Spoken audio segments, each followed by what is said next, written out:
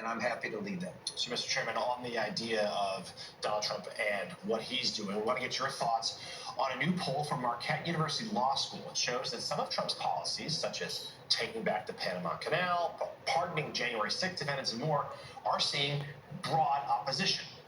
But others are finding some real support. 63% say they support the federal government only recognizing two sexes. 60% say they support deporting immigrants that are here illegally. And 59% say they favor declaring a national emergency due to migrant crossings at the southern border. Your fellow Democrat, House Minority Leader Hakeem Jeffries, was asked about that same poll yesterday. Let's all take a listen to his response. Is there anything you are seeing that Trump is doing that you are in favor of, that you think is the right thing? Let me say, as it relates to all of those issues, we're just at the beginning. And the core promise that Donald Trump made is that he's going to lower costs for everyday Americans. In fact, we were told that grocery prices would go down on day one, on January 20th. Costs aren't lower. In fact, costs are increasing. The price of eggs is skyrocketing out of control. Inflation is on the way up. That was the core promise that's been broken. So, Mr. Chairman, how do you thread the needle? We heard from the minority leader there, certainly focusing on prices. Undeniably, prices have not gone down yet. But that poll suggests there is some real support for some of what Trump is doing and things that Democrats were really dinged for during the last election cycle, particularly on some cultural issues and immigration. Well, what I would say is this: 66% of Americans believe that Donald Trump, J.D. Vance, and Elon Musk are not doing enough to actually bring down prices. That's really what's impacting the majority of Americans in this country right now, and that's where they want to see this administration put their focus. Instead of actually making it easier for people to afford their lives, what is Donald Trump focused on? He's focusing on annexing Canada. He's focusing on invading Panama. He's focusing on buying Greenland, right? He's focused on anything but actually helping the American people afford their lives at this moment. And that's where our focus needs to be. He said, and Leader Jeffries is absolutely right, he said he would bring down prices on day one. He backtracked on that, and now he's done nothing. He doesn't even talk about inflation right now. He's focused on everything but. We need an American president who's going to deliver on making it easier for people to afford their lives. Donald Trump, Elon Musk, and J.D. Vance are not doing that at this point.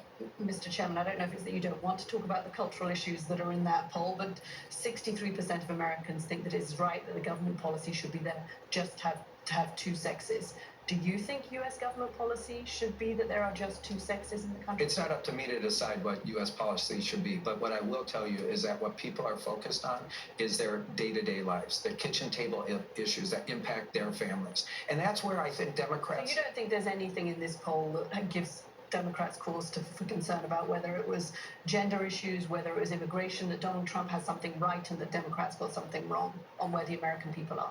What I would say is this: we're going to participate in a post-election review to get at exactly this question, which is what happened in this last election that had big parts of our coalition move away from us. I don't know the answer to that right now, right? But what I will say is what I do know most Americans are focused on is what impacts their families at the kitchen table, right? And that's where we're going to be focused on. You know, I think there's going to be plenty of discussion on all of these issues, as there should be, right? But again, I think if you talk to Americans and you had them rank order those issues would be very close to the bottom. You were in Minnesota this election cycle. The transgender ad that the Trump campaign played over and over and over, it became the dominant ad September forward in the election. And you look at that poll, and it does show that women in sports turned out to be a kitchen table issue. How does the DNC move past these hot button issues to reach common ground with the American people and not be out of the mainstream? One of the challenges, I think, for the Democratic Party is we've allowed ourselves to message to smaller and smaller parts of our coalition. And as a result, we've lost the narrative. Who we are as a Democratic Party, right?